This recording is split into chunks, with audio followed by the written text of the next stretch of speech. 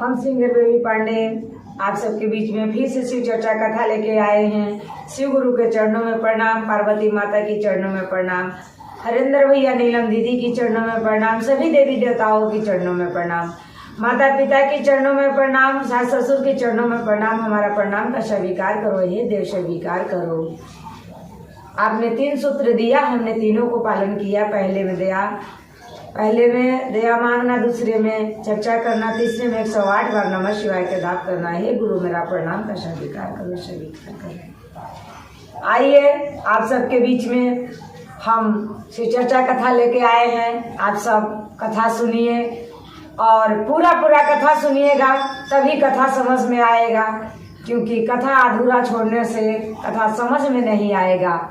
आइए, शिव गुरु का भक्त कैसे दीवाने होते हैं और कैसे भक्ति करते हैं, ये आप सबको आज मैं बता रहे हैं। आप सब ध्यान से मेरा कथा सुनिए। एक सास थी, एक बहू थी। बहू शिव गुरु का बहुत बड़ा शिष्य थी। कहीं शिव चर्चा कथा पूजा होता था तो वहां जरूर चली जाती थी, और उसको चाहे जितना भी सास मना करती थी फिर भी वो शिव गुरु के चर्चा में चली जाती थी। उसकी सास सोची कि ऐसा क्या करूं जिससे मेरा बहू शिव चर्चा में जाना छोड़ देगी। उसके घर में दूध का बिजनेस होता था, वो दूध उसका सास रोज बेचने जाती थी। उसने सोचा कि मैं ये दूध बेचने के लिए बहू को क्यों ना लगा दूं। अगर बहू के लगा देंगे तो बहू शिव चर्चा में जाना छोड़ देगी, पूरे दिन इसको दूध बेचने से टाइम ना मिलेगा और शिव चर्चा में नहीं जाएगी। ऐसे कह के और सास ने बहू से कही कि कल से दूध बेचने तुम जाएगी। उसकी बहू बोली कि ठीक है। उसकी बहू जब दूध लेके बेचने निकली तो ना ही किसी के घर जानती थी और नहीं उसको दूध बेचने में मन लगता था, क्योंकि वो शिव गुरु के भक्त थी। उसको तो केवल शिव चर्चा, शिव भजन में मन लगता था। इसलिए वो क्या करती थी कि सारा दूध बाल्टी के उठाती थी और जाके शिव गुरु के दरबार में बैठ के और वही शिव गुरु पे चढ़ा देती थी और शिव गुरु का चर्चा भजन कथा पूजन करके और फिर घर लौट जाती थी। उसकी सास जानती थी हमारी बहू दूध बेच के आई है। तो जब दूध का महीना लग गया तो उसकी सास बोली कि तुम्हें तो दूध बेचते महीना लग गया, तो जिसके जिसके घर दूध देती है सभी के घरों से पैसा लेके आ जाओ। जब ऐसे बोली तो उसकी बहू तो बेचारी सोचने लग गई कि मैंने तो दूध किसी के घर दिया ही नहीं, तो फिर दूध का पैसे लाके कहाँ से दूं। वो गई और भोलेनाथ का दरबार में जाके रोने लग गई।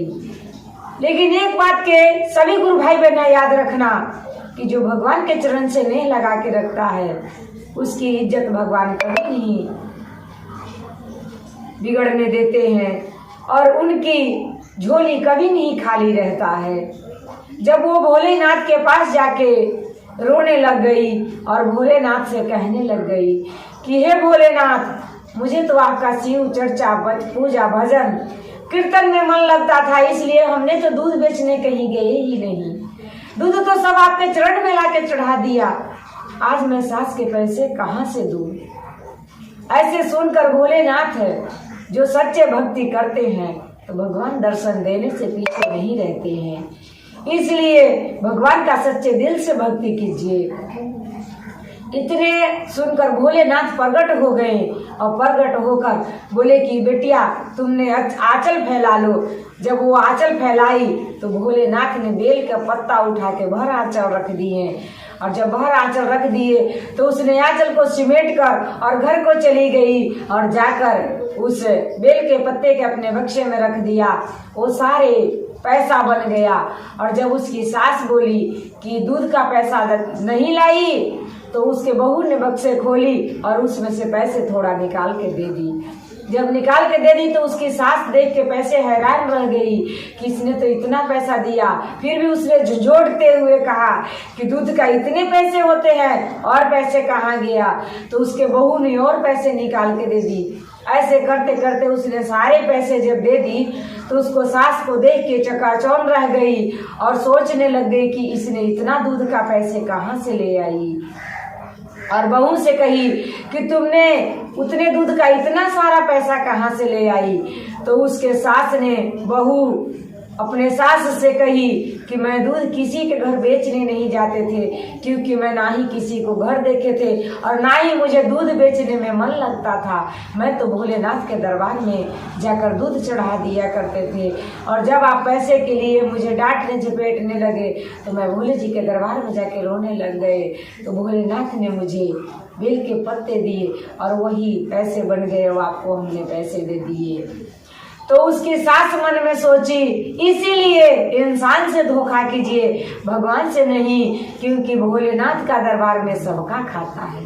जो जैसा करिएगा वही ही खाता है, उनके दरबार में सबका खाता लगा हुआ है।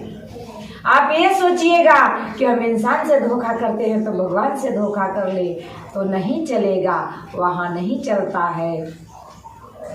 उसकी सास क्या करती थी कि बाल्टी में दूध उठाती थी और सबके घरों में बेच देती थी, और बाल्टी का खंगार के पानी ले जाके भोलेनाथ के चरणों में चढ़ा दिया करती थी। ऐसे चढ़ाते चढ़ाते महीना लग गया, तो फिर जाके भोलेनाथ के दरबार में रोने लग गई कि हे भोलेनाथ, मेरा बहू, जबकि उसकी बहू ने कुछ भी नहीं जानती थी, कुछ भी नहीं कही, फिर भी जाके भोलेनाथ के दरबार में रोने लग गई कि हे भोलेनाथ, मेरा बहू मेरे को बहुत डांट रही है, बहुत गाली दे रही है, कह रही है कि अगर आप पैसे दूध के नहीं लेके आओगी तो आपको घर में नहीं रहने देंगे।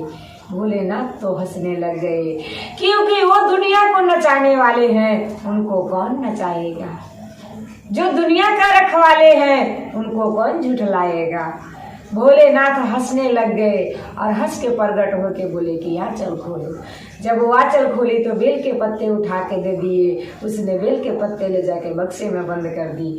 जब बक्से में बंद कर दी तो थोड़े देर के बाद बक्से खोल रही है तो सारे सांप, बिच्छू, हड्डा, सारे भोलेनाथ के सैनिक वहाँ तैयार हैं और बुढ़िया को नोचने काटने लग गए। सारे उनके शरीर को कष्ट पहुंचाने लग गए। तब वो भोलेनाथ चिल्लाने लग गई।